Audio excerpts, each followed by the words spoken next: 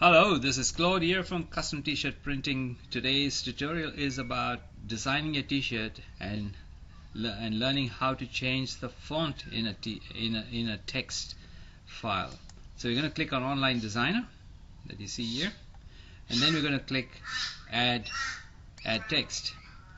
We're going to use a simple four-letter word called love.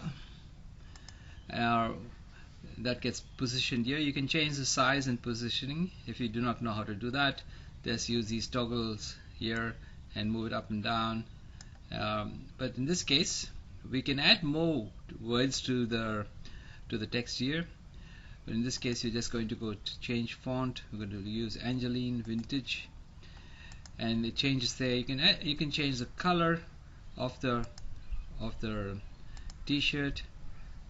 Say we want to make it pink, so you can see it pink. You can make it yellow. Let's go with pink. It looks much better. And that's about it. If you want to add a image above love, you can. You can just go to add design, add printing design. It'll bring up our stock photos here. You can add pictures from Facebook or Instagram as well.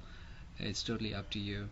And say if you want to add this keeping calm style, schoolies, let's pick this crazy one here, and there we are.